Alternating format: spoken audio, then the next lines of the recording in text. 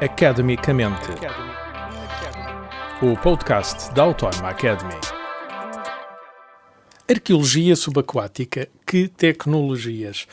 Bom, o episódio de hoje promete. Convidamos para nos explicar o que é isto das tecnologias associadas à arqueologia subaquática. Cláudio Monteiro é docente na pós-graduação em arqueologia subaquática. Viva, bem-vindo a este podcast. Antes de mais, quero agradecer o convite e a presença de estar aqui.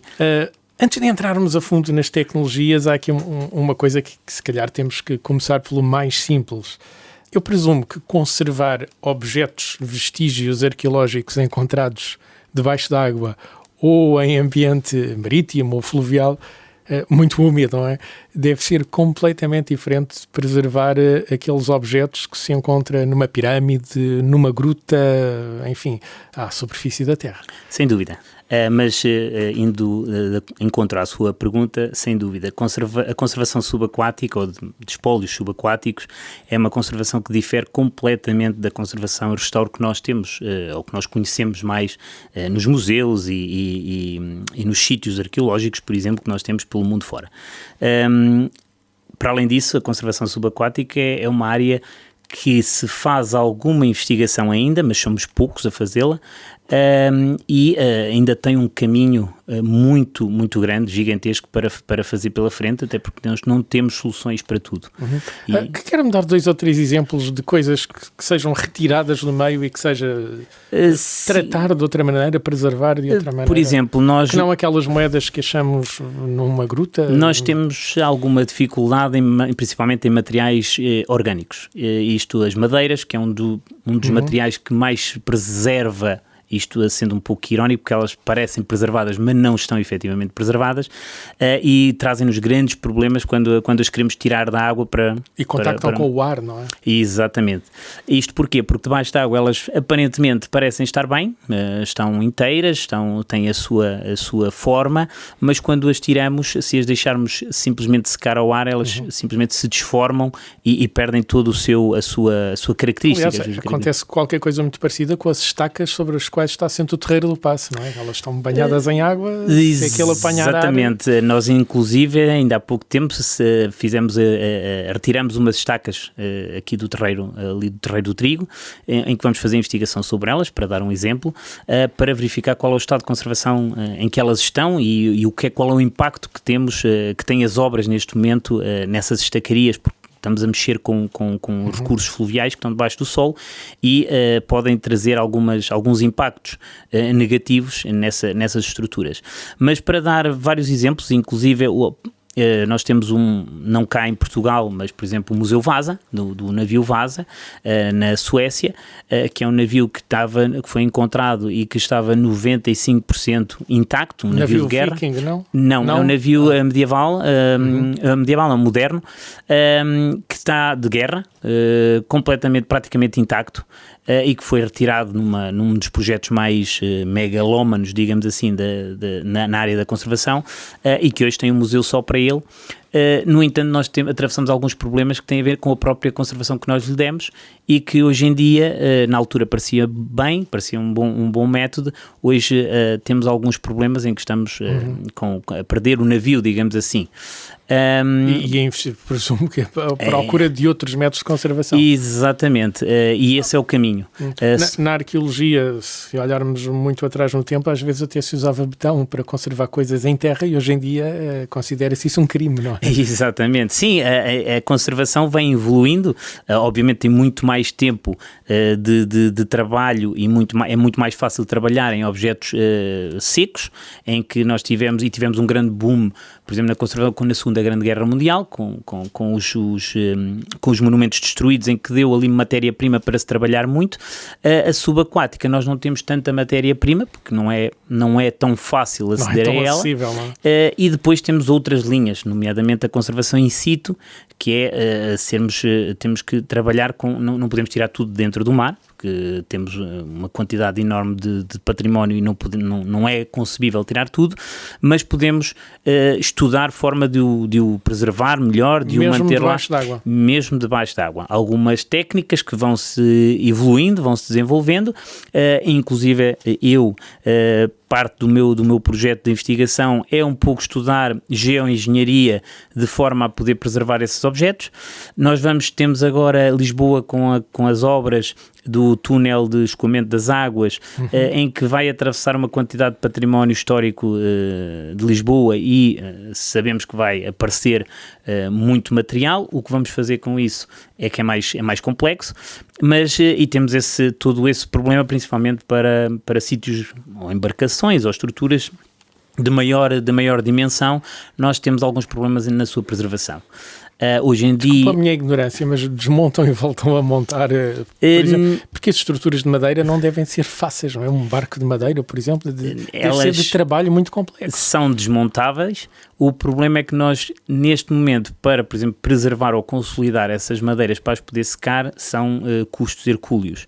Mas ainda assim, se nós optarmos por retirar, nós temos que as manter com a umidade elevada. Normalmente o mais usual é colocá-los em tanques, em piscinas gigantescas, e depois ficam em tratamentos, digamos assim, ou pelo menos paliativos, durante anos até que possa... Uma brincadeira, precisa de um aquário gigante. Sim, exatamente. Precisamos de piscinas, são autênticas piscinas que nós construímos para que possamos manter os madeirames. Outras soluções é deixá-los lá de baixo, é registar, e aí a tecnologia entra, que nos dá uma ajuda muito, muito grande. Porque também tem tecnologia específica para esse registro, mapeamento, não é? Hoje em dia está em evolução. Antigamente, obviamente, o tradicional era fazer os desenhos. O arqueólogo, uma das imagens que nós temos da arqueologia é sempre o arqueólogo com o caderno e a desenhar e a tirar os pontos. Presumo que tenha softwares dedicados só para isso. Digamos que não tanto dedicados, mas adaptados. É mais assim. Nós na arqueologia trabalhamos muito com tecnologia que é criada até por questões de custos, que é criada para outras ferramentas, e depois vamos adaptando e vamos criando ali soluções que nos permitam utilizá-las para nós. Uma delas é a fotogrametria, a laser scan, por exemplo, que nos permitem fazer uma recolha de dados tridimensional, em que nos podemos enterrar o objeto, mas ficar com um registro, para além do desenho, fidedigno dessa área. E é possível fazer isso debaixo d'água, então? Também, embora o que nós estamos a trabalhar agora é aprimorar essas tecnologias de forma a conseguirmos os registros mais precisos possíveis. E o que eu chamo de 3D científico. Nós ainda estamos numa fase em que o 3D ainda é usado muito para ser um material mais didático, mais ilustrativo. No entanto, ele tem um potencial que, se nós o conseguirmos utilizar da melhor forma e da forma mais rigorosa, nós conseguimos fazer, inclusive, trazer o objeto virtualmente para fora d'água. Falou-me em tecnologias que vêm de fora da arqueologia e que são aproveitadas para a arqueologia. Isto quer dizer que na arqueologia também há inovação.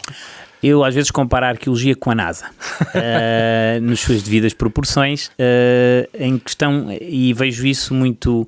Para lhe dar um exemplo, nós tivemos numa das primeiras edições, nós tivemos polícias a fazer o curso que queriam utilizar as técnicas de arqueologia e, neste caso, da conservação dos materiais, como é que eles processavam e como é que eles evoluíam para questões técnicas forenses. E onde é que... Para a preservação de prova? Exatamente. Para ver como é que se preservam os objetos dentro de água, ou como é que eles se enterram, qual é a dinâmica da evolução dos objetos dentro da água, para quando eles estão à procura de uma prova de crime, por exemplo, saberem o que é que estão a procurar e como procurar. E como procurar melhor, não destruírem, não retirarem de forma indevida, e portanto isso tudo é o campo de ensaio, foi a arqueologia. Outros ensaios que nós temos, por exemplo, hoje em dia com o LIDAR, O LIDAR é um radar de profundidade, não é? Não, isso é o georradar. Então, o que é um LIDAR? O LIDAR, digamos que é, de uma forma muito simples, é um equipamento que manda pulsos de luz, em que eles refletem no solo e regressam, e então ele faz-nos um mapeamento, digamos assim, uma nuvem de pontos de uma zona de um terreno, de uma área que nós projetamos esses pulsos. À superfície. À superfície. À semelhança do que é um laser scan, por exemplo, que também faz nuvem de pontos, mas o que é que o LIDAR nos permite? O LIDAR permite-nos transformar, por exemplo, uma paisagem e retirar o ruído que que temos na própria paisagem. Imaginem uma área que é uma floresta, em que por baixo nós temos monumentos ou anomalias que nós não conseguimos ver porque temos a floresta por cima, mas o LIDAR permite-nos fazer o rastreio e a modelação dessa área e depois no fim retirarmos as árvores. E vermos o que está debaixo das árvores. Deve ter sido muito útil nas ruínas maias, não? Isso está a ser muito útil na Amazónia, por exemplo, onde estão já a ser descobertas estruturas dentro daquela floresta muito densa. Em Portugal, nós vamos agora utilizar, vamos ter a possibilidade de utilizar o LIDAR no nosso projeto, por exemplo, e vamos conseguir... Onde exatamente? Em Orem, no projeto MEDIS, que é um projeto que é feito pelos coordenadores até do curso, da pós-graduação, e que nós estamos a trabalhar e onde lidamos não só com a tecnologia, desde a modelação 3D ao LIDAR, também vamos ter disciplinas tão distantes como a genética ou a parte de geologia, onde temos todas as tecnologias de análise dos nossos objetos, que é uma outra forma de fazer arqueologia. A genética também interessa a arqueologia, porque é por causa do vestígio humano, por causa dos vestígios de animais? A genética interessa... vestígio biológico? Sim, porque nós temos marcadores. Até há pouco tempo nós trabalhamos muito com marcadores materiais, digamos assim, e datações, mas temos... Quando fala em marcadores, está a falar coisas como carbono 14, não, sim, também, coisas mas são... que permitem datar. Exatamente, por exemplo, uma cerâmica é um marcador material, uma tipologia de cerâmica pode nos permitir datar, não absolutamente, mas relativamente... Mas sabe quando é que essa cerâmica estaria a ser produzida ou usada. Exatamente. Assim. Hoje em dia a arqueologia utiliza não só esses marcadores, mas nós temos que ir um pouco mais além e temos a genética, também por a exemplo, genética para poder datar... Não datar, mas compreender, por exemplo, as relações sociais. Ok. A forma como é que um grupo se poderia relacionar com o outro, que nós grupo. Não temos... Temos algumas referências, por exemplo, podemos formular teorias económicas de transação de equipamentos, de materiais, não é? Cerâmicas, por exemplo, mesmo rochas, por aí fora, mas nós não sabemos, por exemplo, distinguir qual era, digamos, a ligação biológica que eles tinham, se um grupo tinha um parentesco com o outro grupo, se eram completamente isolados, e isso vai nos permitir perceber muitas outras coisas, inclusive relações humanas, principalmente de situações em que nós não sabemos se são culturas diferentes, culturas idênticas, se partilhavam digamos, as mesmas ideias, e depois, obviamente, conjugar isso tudo com uma série dos outros marcadores, dos outros contextos, e ver se tudo bate certo. Na geologia a mesma coisa, inclusive é conseguir perceber de onde é que vieram os solos, do solo, se aquele solo que está dentro de uma zona é o mesmo, é da zona ou não é da zona, e de onde é que veio. Há uma série de tecnologia que nós temos hoje ao dispor, ou seja, algumas delas muito caras, e isso às vezes não é tão confortável, mas quando se consegue juntar estas tecnologias todas, a arqueologia fica a ganhar com esta tecnologia toda ao seu dispor. E a quantidade de dados que nós conseguimos retirar hoje, eu diria que hoje a escavação não é aquela que menos dados nos dá. Agora deixa-me surpreendido. É verdade, porque os dados, nós temos muitos macrodados, mas há muitas respostas ou muitas falhas nas linhas do texto que estão nos microdados. E, por exemplo, nós inclusive ao longo dos anos fomos evoluindo a própria forma de Tão simples como isto. Nós, tradicionalmente, o arqueólogo recolhe o objeto, a primeira coisa que faz quando chega ao laboratório de campo ou ao laboratório principal é lavar o objeto com a famosa escovinha de dentes, com água, e para ver o objeto. Hoje em dia isso já não é a forma mais correta de fazer, porque nós estamos a eliminar, imagina um livro, um objeto arqueológico que ainda não é uma obra de arte. E a conservação nessa área tem que evoluir um pouco na forma como analisa o objeto. Para nós, um objeto arqueológico, o conservador é um pacote de dados. E o pacote de dados é que deve ser conservado em detrimento do próprio objeto, até se ver qual é a qualidade dos dados que estão, nas várias camadas, digamos assim, e portanto essa fase de trazer para o laboratório e lavar logo, não pode descartar, porque ao longo do tempo o que nós vamos percebendo é que nós descartamos uma quantidade de dados enorme que foi para o lixo, porque lá está, a metodologia não estava apurada e o olhar, as perspectivas eram diferentes do que temos hoje. Então nós hoje, inclusive, é preservar o máximo de pacote de dados que nós temos. E depois disso tudo estudado, então é que o objeto pode ir para o laboratório de conservação e restauro e ser analisado como uma obra de arte, digamos assim. Mas como é que estas tecnologias estão a ser aplicadas à arqueologia subaquática? Também é possível levar o LIDAR para debaixo d'água? Sim, em baixas profundidades, com as frequências corretas, nós conseguimos, inclusive, ele consegue penetrar abaixo do nível da água, e nós conseguimos verificar anomalias debaixo d'água, até a um limite de profundidade.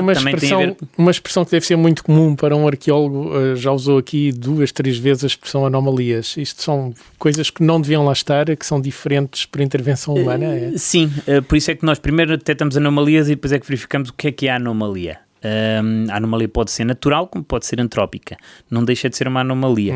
O que essas tecnologias nos permitem é, digamos, de uma forma relativamente mais rápida, detectar e posicionar essas anomalias para depois fazermos verificações mais concretas.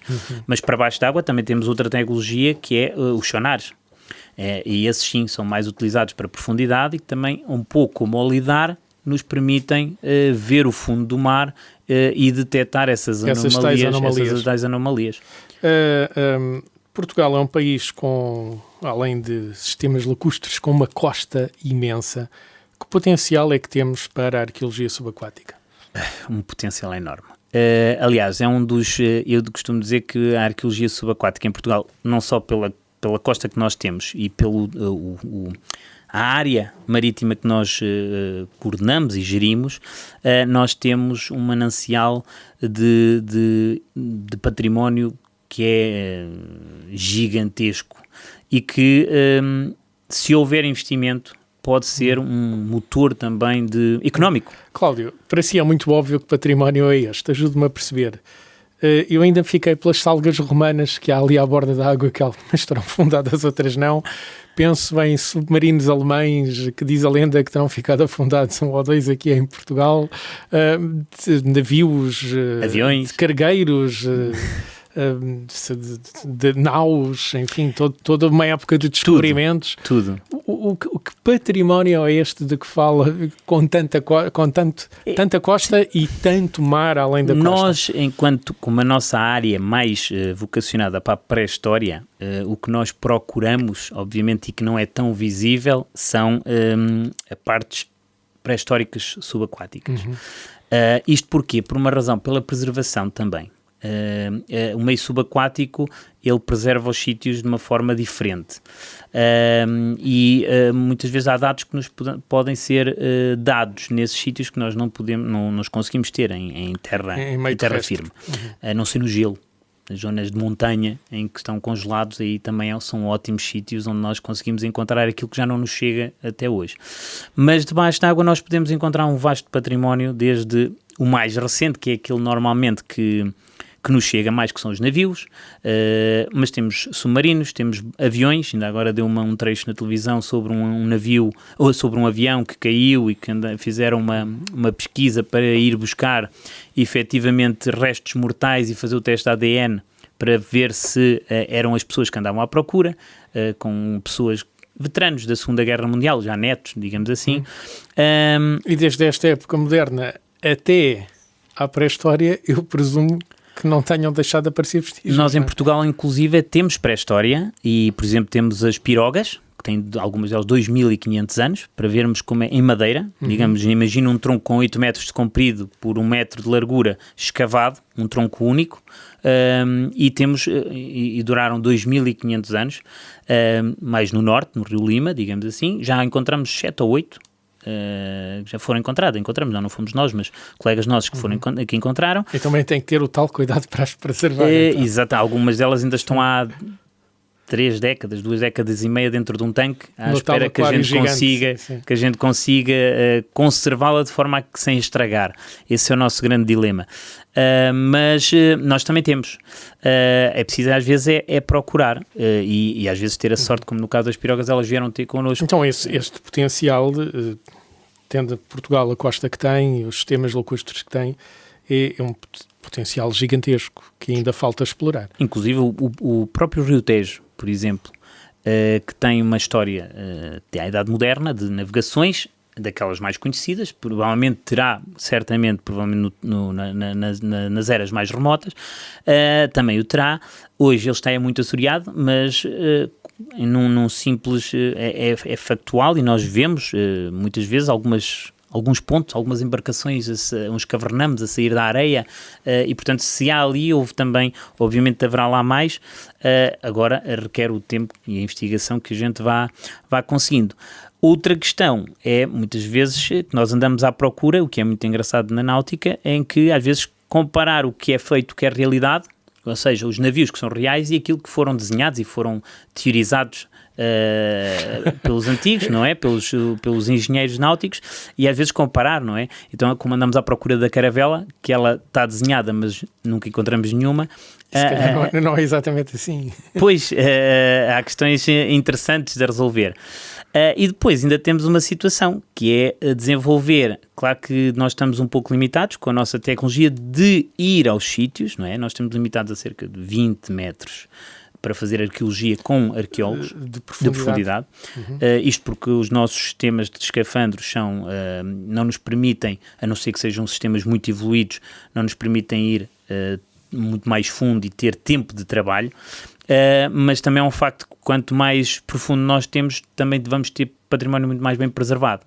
E hoje entra novamente a tecnologia, um pouco como nós já conhecemos do Titanic, que já desenvolve isso e já mostra isso de uma forma muito mais interessante. Nós temos tecnologia para poder estudar remotamente esses sítios. Só que os custos ainda são bastante elevados. Cláudio, muito obrigado pelo tempo que pôde despender a ajudar-nos a perceber este mundo de inovação na arqueologia subaquática e toda a tecnologia que é necessária para explorar e preservar tanto o achado e ainda aqueles todos que estão por retirar e descobrir. Eu é que agradeço. Obrigado a ajudar-nos a transferir este conhecimento para a sociedade. Academicamente. Este programa foi gravado nos estúdios da Universidade Autónoma de Lisboa.